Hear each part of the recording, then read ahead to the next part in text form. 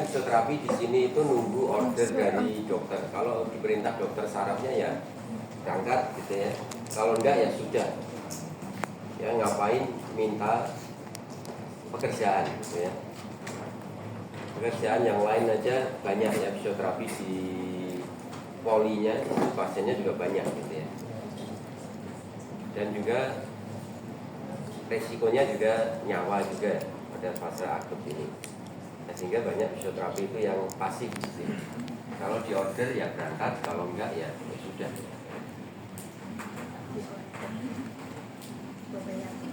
Nah, yang pertama adalah mencegah komplikasi paru dengan breathing exercise.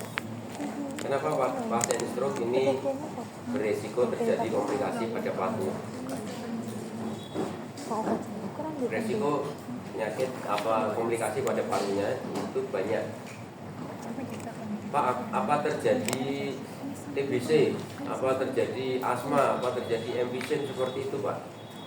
Komplikasinya tidak. Ya.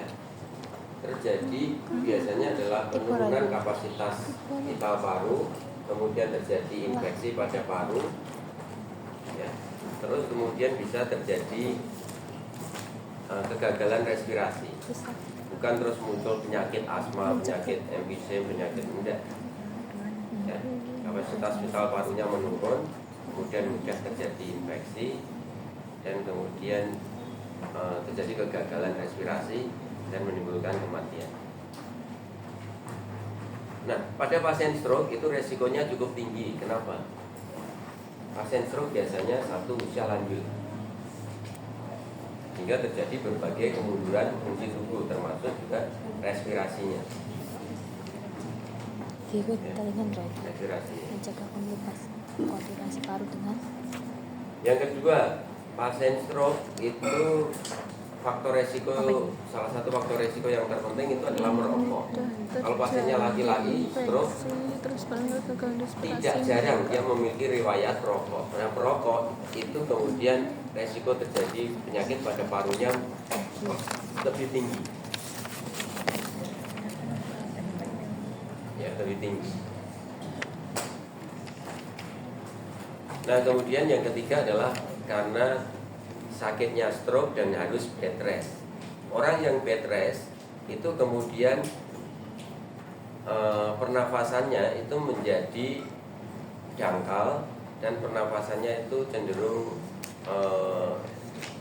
dangkal atau superficial dan cepat. Kenapa? Karena pada waktu orang itu tidur telentang seperti ini, dia tidak membutuhkan oksigen dalam jumlah banyak, karena dia enggak aktivitas ya.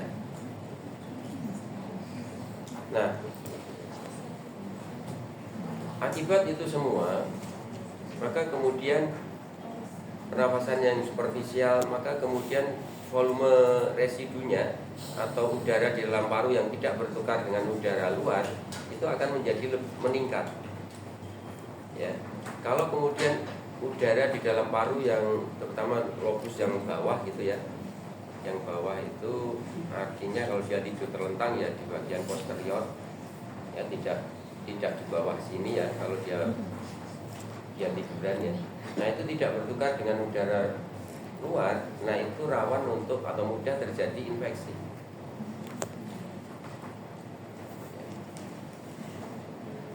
Nah, yang sering bernafas dalam, nah itu hampir volume residualnya itu sedikit ya. Semua udara itu bertukar dengan udara luar. Nah, itu resiko terjadi infeksi pada paru-paru menjadi lebih kecil. Nah, sehingga kita harus cegah. Nah, kita memonitornya pakai apa? Oh, ini kira-kira butuh breathing exercise. Pakai apa?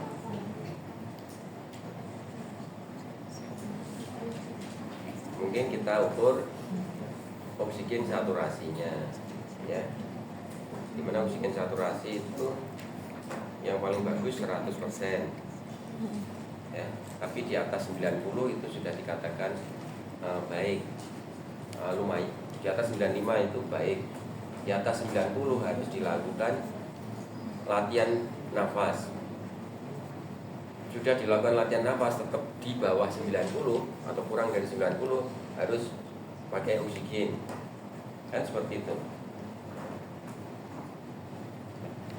Nggak pakai oksigen, nilainya di atas 95, ya itu bagus, normal lah.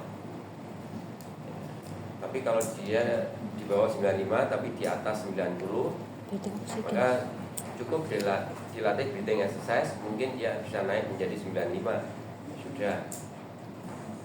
Tapi sudah dilatih breathing exercise atau dilakukan tindakan-tindakan masih di bawah 90, harus oksigen.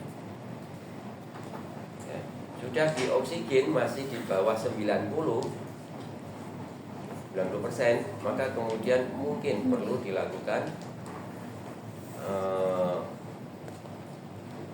pemberian ventilator, alat bantu pernapasan. Tidak sekedar oksigen tapi butuh ventilator. Ya, jadi kita memonitor dari oksigen saturasinya. Kita usahakan di atas 95. Terus kemudian apalagi yang dilihat? Respiratory rate-nya. Respiratory rate 1 menit itu berapa kali normalnya?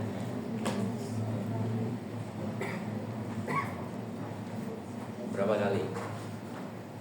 Berapa kali pernapasan? 18 sampai 22. 16 sampai 20. Ya. Kalau terlalu cepat, terlalu biasanya dangkal superficial ya. Nah, itu berarti tidak bagus. Nah, itu kita cegah, dan alat untuk memonitornya keberhasilan pencegahan itu adalah dengan melihat oksigen saturasi, respiratory rate. Mungkin juga kita melihat tekanan darahnya, nadinya juga ya. Karena itu biasanya juga walaupun secara langsung tidak terkait, tapi secara tidak langsung dipengaruhi juga oleh oksigen. Nah, bagaimana cara melakukan breathing exercise untuk mencegah komplikasi pada parunya? Pertama,